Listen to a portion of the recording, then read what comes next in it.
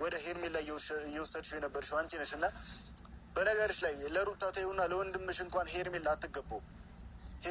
ሰላም ጤና ይስጥልኝ። እንግዲህ የተከበራችሁ ቤተሰቦች እንዴት ናችሁ? እኔ ያለው እንግዲህ ቤተሰብ የነ ሩታ የነ አብርሽ የነ ሄርሜላ ነገር እንደቀጠለ ነው። ዛሬ እንግዲህ ብዙ መረጃዎች እየወጡ ነው የሚገኙት። እንደ መረጃው እንደሰማነው ከሆነ ዞር ዞር ስንል ወንድምየው እንግዲህ በጣም ተናዶ እንደውም ሄርሜላ ማንም ሰው ይፈልጋታል፣ ግን የሚፈልጋትን ሰው እከሌ ከሌ ብዬ አልናገርም፣ እናንተም ምታውቁ ታውቃላችሁ። ስለዚህ በጣም ነው እንትናን ማናት ሩታን የምትበልጣት ብሏል ማለት ነው። እና ዛሬ ብዙ መረጃዎች እየወጡ ነው የሚገኙት እና ሄርሜላ ይዛው ከሀገር ወጥታለች፣ ሄርሜላ ጠፍታለች እያሉ ነው እየተነገረለት የሚገኘው።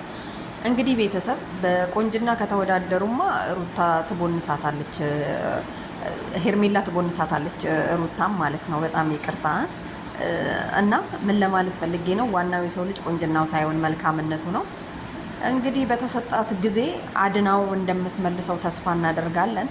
ምክንያቱም ሄርሜላ ሩታ ጋር ሆኖ እያለ ለምን አላሳከመውም፣ ለምን አልታከመም እየተባለ በጓደኞችም እየተወቀሰ ነበረ የሚሰማው እና ይህንን ደግሞ እሷ በሱ ተምራ እኔም ጋር መጥቶ አብርሽን ካላስተማርኩት፣ አብርሽን በደንብ አርጌ ካላዳንኩት እኔም ነገ እወቀሳለሁ የሚል አስተሳሰብ እንደገባት ነው የሚነገርላት። እና ደግሞ ሌላ ሰዓቱን መልሰዋለች። አብርሽ አጠገቧ ሲሄድ የበፊቱን ሰዓት መልሳ አድርጋለታለች።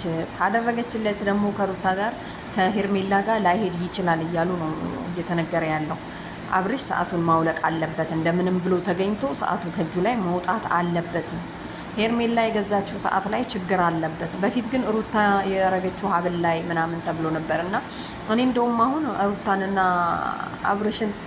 ሩታንና ሄርሜላን ትቼ ኤፍሬምን እየጠረጠርኩ ነው የምገኘው ማለት ነው። ምክንያቱም በአደራረጉ በድርጊቱ ምናምን እና እንደኔ የምጠረጥሩ ካላችሁ እና አያስመስልበትም ብላችሁ ታስባላችሁ።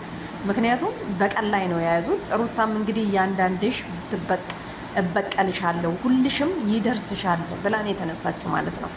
እንግዲህ ሩታ አብርሽን ለማስመለስ ሳይሆን አብርሽን ወደው ሳይሆን በቀል እየተበቀለች እንዳለች በአካሏ በራሷ አንደበት እየተናገረች ነው የሚገኘው። ቤተሰብ እንግዲህ ለበቀል ከሆነ አብርሽ በመሀል ተንገላታ።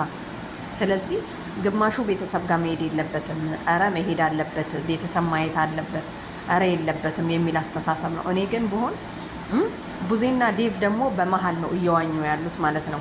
ቡዜ እንግዲህ ትላንትና እንደሚነገረው አጠገቧ እንደነበርና ሄርሜላ አስቀምጣው እንደመጣች ነበረ ስትናገር የነበረው። ስለዚህ እጇ ከገባ በኋላ ለምንድን ነው ወደ ቤተሰቦቹ ያላደረሰችው? በቃ ይሄ ልጅ ቡታጅራ ሄዶ እናትና አባቱ የሚወስኑትን ውሳኔ ልጁ እነሱ ቤተሰብ ጋር እኮ ቢሄድ አብርሽ ማለት ነው አይሄድም ይሄድ ብላችሁ የምትከራከሩ ይድናል፣ በጣም ይድናል። ምክንያቱም ቤተሰብ ያውቃል የልጃቸውን ችግር አይተውት በአይኑ በእንቧ በውሃው ምን እንዳመመው ችግሩ ምን እንደሆነ ሐኪም ነው መሄድ ያለበት ወይስ ጸበል ነው? ሩታ ነች ያደረገችበት? ኤፍሬም ነው ያደረገበት ወይስ? ኤፍሬምማ አይሉም ልጃቸው አይደለ አይሉም።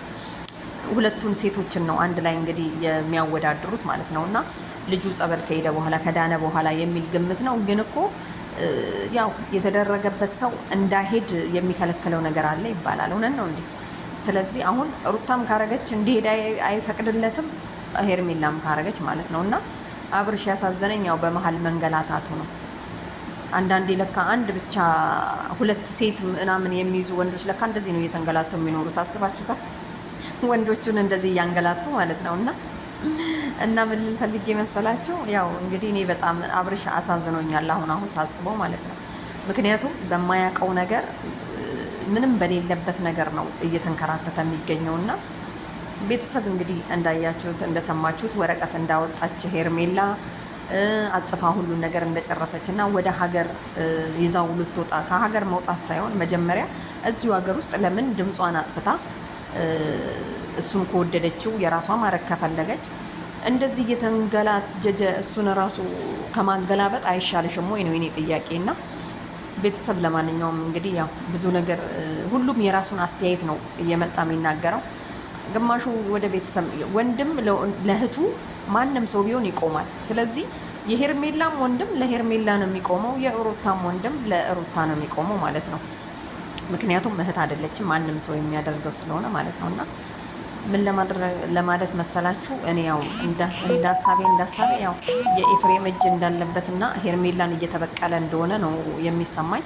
እንግዲህ ሩታም ደግሞ ሁልሽም ይደርስብሻል፣ ሁልሽንም እበቀልሻለሁ የሚል ቃላት አወጣለች። ይሄ ማለት እንግዲህ እበቀላለሁ ማለት አብርሽን ፈልጌ ሳይሆን ሄርሜላን እበቀላታለሁ፣ ቡዜንም አይቀርም ዴቭንም አይቀርም እያለች ነው። እና ቡዜ ደግሞ ያው በመሀል ነው ለሄርሜላ ለማድረግ እንደምትሞክር ደግሞ ያው ያስታውቃል። ለማዳም ብቻ አይደለም። ዴቭ ደግሞ ከሄርሜላም ጋር መጣላት አይፈልግም፣ ከሩታም ጋር መጣላት አይፈልግም። በቃ በመሀል ብቻ ነው እንትን ያለው ማለት ነው። እና ግን ሄርሜላን ሲጠሩ ትመጣለች። ለማንኛውም ቤተሰብ ይመቻችሁ።